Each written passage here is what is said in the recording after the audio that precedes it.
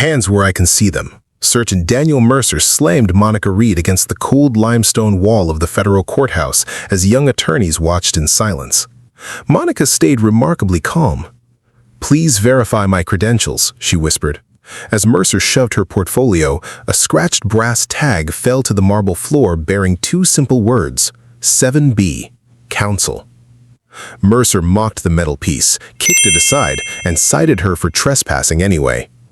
Minutes later, the heavy oak doors to courtroom 7B swung open, and the woman he had just humiliated walked inside to take her seat.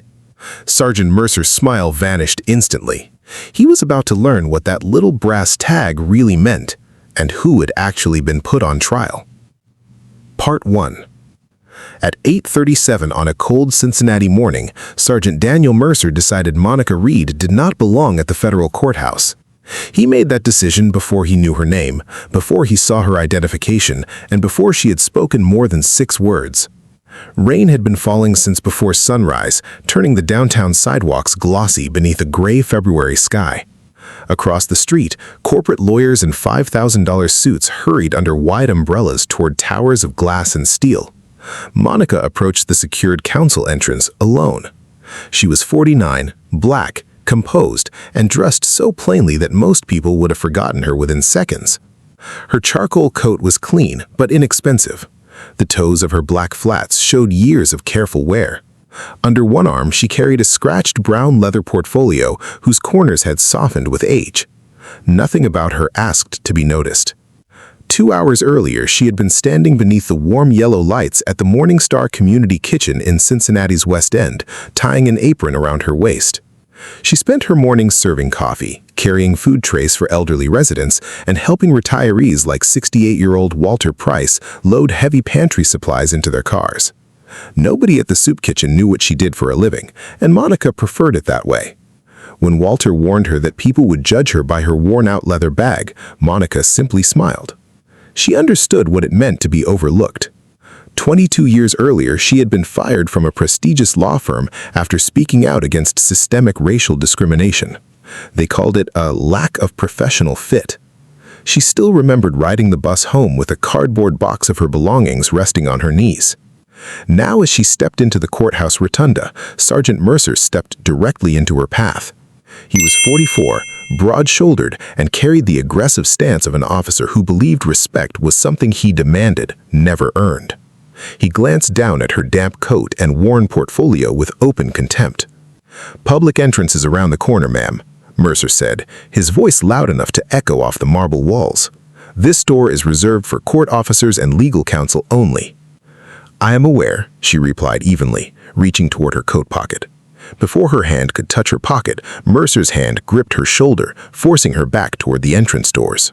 "Did I give you permission to reach into your coat?" Mercer growled, pressing Monica against the limestone wall as several young attorneys paused to watch. Monica did not flinch, cry out, or raise her voice. She kept her hands open and visible.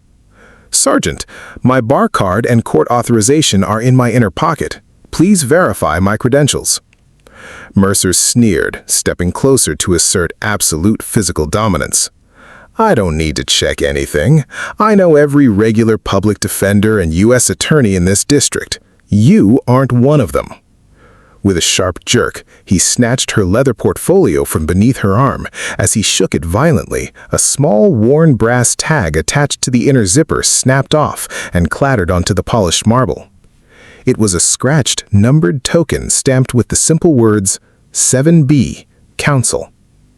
Mercer glanced at the brass tag on the floor, let out a short, mocking laugh, and kicked it toward the trash receptacle. "A souvenir tag isn't going to get you into a federal hearing," he scoffed. He pulled a yellow citation pad from his tactical belt and began writing rapidly. "You're being cited for failing to comply with a lawful order and unauthorized access to a restricted judicial facility." The young lawyers in the hallway exchanged uneasy glances, but no one spoke up. No one challenged the arrogant sergeant. They simply lowered their heads and walked past. Monica slowly knelt down, retrieved the scratched brass tag from the floor, and wiped the dust off against her sleeve. She placed it carefully into her pocket. looked Sergeant Mercer directly in his eyes and said, "You have 5 minutes to correct your mistake, Sergeant."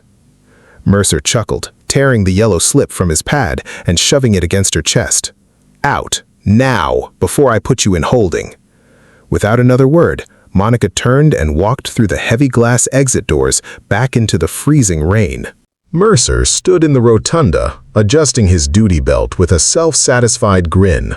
"Some people think they can just walk into a federal court like they own the place," he muttered to a junior officer standing nearby. 5 minutes passed. At 8:55 a.m., the internal elevator chimed and Chief Deputy U.S. Marshal Marcus Vance stepped out into the lobby. Vance was a veteran law enforcement officer known for his strict adherence to procedure and absolute intolerance for misconduct.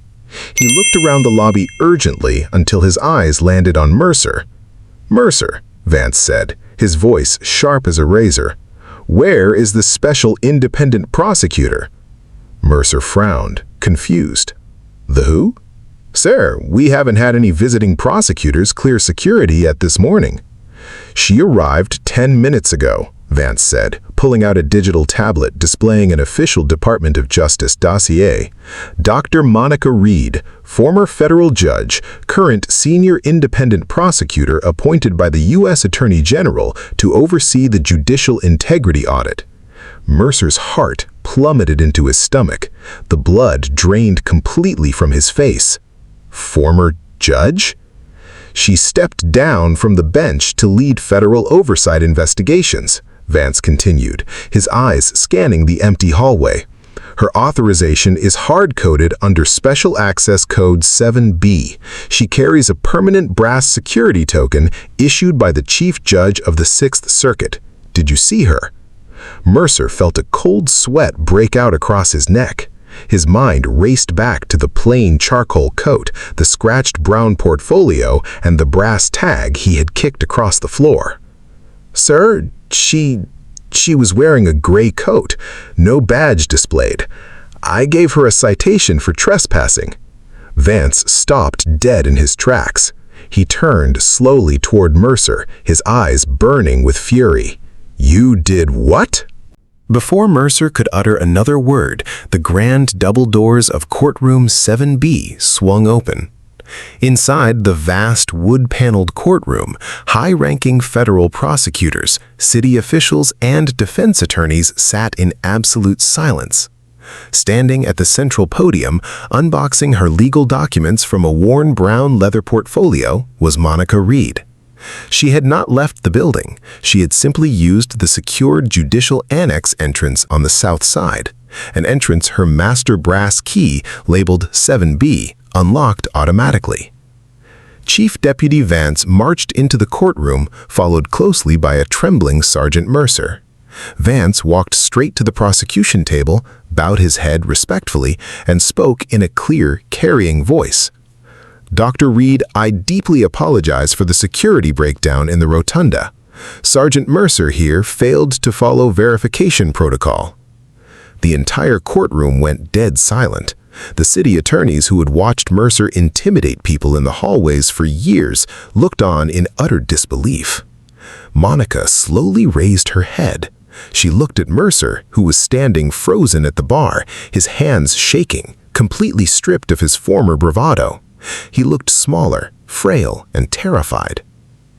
"Sergeant Mercer," Monica said, her voice smooth, deep, and commanding the respect of every individual in the room. "You informed me in the lobby that you knew every officer of this court." Mercer swallowed hard, unable to meet her gaze.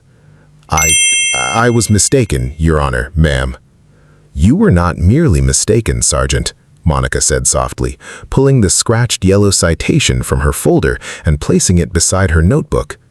"You made a conscious choice to judge my authority by the coat I wore and the color of my skin." Monica stood up from the counsel table, her presence filling the high-ceiled room with an undeniable aura of dignity and power. "For 22 years," Monica stated, looking out over the assembly of legal professionals, "I have watched individuals in uniform mistake quietness for weakness and plainness for powerlessness. Today's hearing was convened to investigate civil rights violations and procedural abuse within downtown court security. She picked up the yellow citation slip, held it up for the court record, and then looked directly at Chief Deputy Vance. Sergeant Mercer has demonstrated precisely the pattern of bias and unprovoked aggression this audit was commissioned to expose, Monica declared. Effective immediately, his security clearance within this building is revoked, and he will be placed under formal administrative investigation by the Office of Professional Responsibility.